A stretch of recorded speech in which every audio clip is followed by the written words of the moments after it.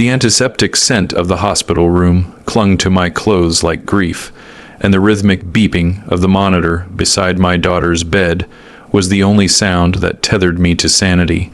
She looked like a porcelain doll beneath the white sheets, her lips pale, her chest rising with shallow, mechanical breaths. Tubes snaked from her arms, her nose, her side. I hadn't moved from that plastic chair in over 14 hours. Not since the surgeon emerged, eyes hollow, voice steady, and told me they were still trying to stop the internal bleeding. I remember staring at her through the fog of exhaustion and fear, whispering prayers into clenched fists. My daughter, Anna, my only child, my world, 9 years old, strong, smart, radiant, and now a tangle of wires and silence. It was in that exact moment, watching her fingers twitch ever so slightly, that my phone buzzed. A message. I opened it absent-mindedly, expecting perhaps the latest update from the nurse's station or a family friend checking in. Instead, there it was, a photo, clear as daylight. Tyler, my son-in-law, shirtless, laughing on the deck of a yacht. Champagne in one hand, a woman who wasn't Anna in the other. The timestamp glared at me. 1:17 p.m. 48 minutes ago. My knees buckled as I stood, and the phone clattered to the floor. It didn't break. I wish it had. I picked it up with trembling hands and stared. Stared until the image blurred, my vision clouded with tears, not of sadness, but of something far colder. Anger not just at what I saw, but at what I had known deep down for months. It all unraveled from there. Anna met Tyler her second year of law school. He was charming, polished, came from old money, the kind of man who held doors and poured wine without looking at the label. At first, I was thrilled. Tyler was everything my late husband would have wanted for our daughter. A man with drive, connections, confidence. But charm is a mask, and masks crack under pressure. Even at their wedding, I saw cracks. Small things: how Tyler glanced at his phone during vows, how he winced when Anna laughed too loudly, or how he dismissed her opinions in the name of just joking. I voiced my concerns once. Only once. Anna shook her head and said, "You don't know him like I do, and maybe I didn't, but I knew what love looked like." And that wasn't it. Still, I bit my tongue for 3 years, until now. The accident had happened that morning.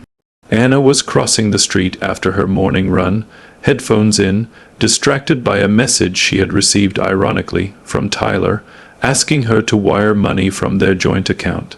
A delivery van ran a red light. When the paramedics called, they told me she was unresponsive.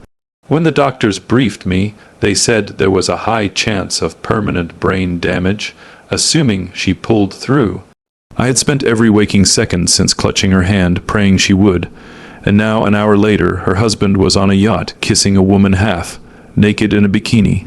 Revenge isn't something that blooms immediately. It's a slow growth, rooted in betrayal, fed by the silence of hospital rooms and the shallowness of a man's loyalty. It didn't take long for it to take hold of me, but before the revenge there was another battle, one inside me. I wasn't just Anna's mother. I was also a retired trauma counselor, someone who'd seen grief warp people into things they weren't. I knew the danger of vengeance, but I also knew the danger of silence, so I acted. I called Naomi first, Anna's childhood friend and her roommate from college. Naomi was now a tech journalist, but more importantly, she knew how to dig. In less than an hour, she had information I hadn't even known I needed. Tyler had been siphoning money from Anna's personal accounts for nearly a year, transferring it to a shell company. That woman on the yacht, his assistant, the yacht, rented under a fake LLC, and most damning of all, Tyler had taken out a supplemental life insurance policy on Anna 3 months ago, one she didn't sign, one he forged. I felt my stomach turn.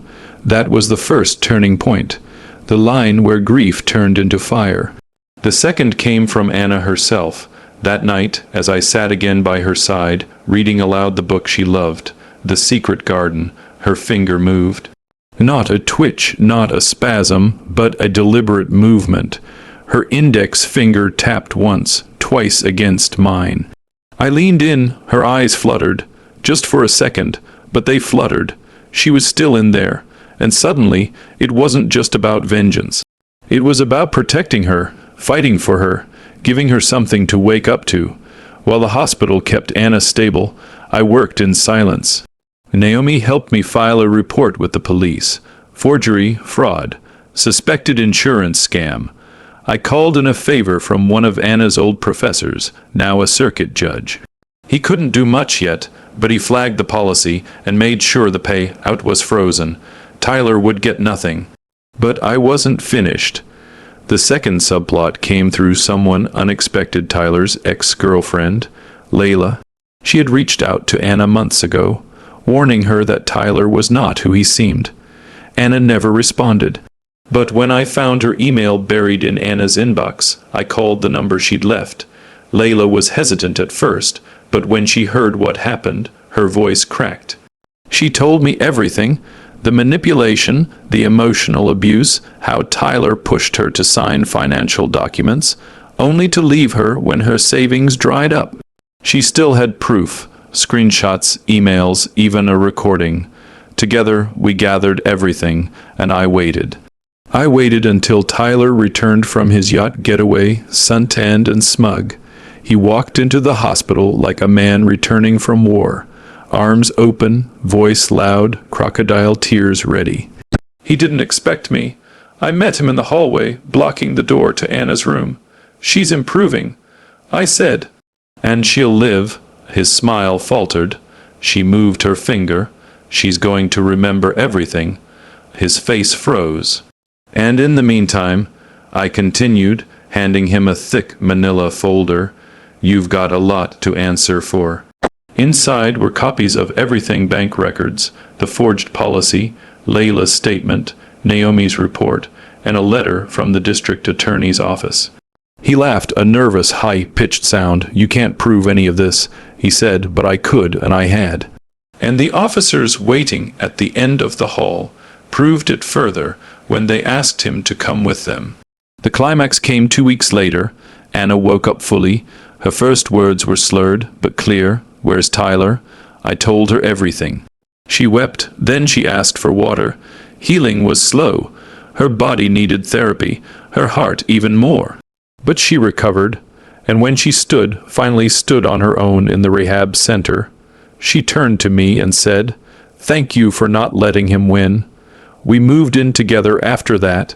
For a time, we started small, short walks, tea on the porch, laughter eventually.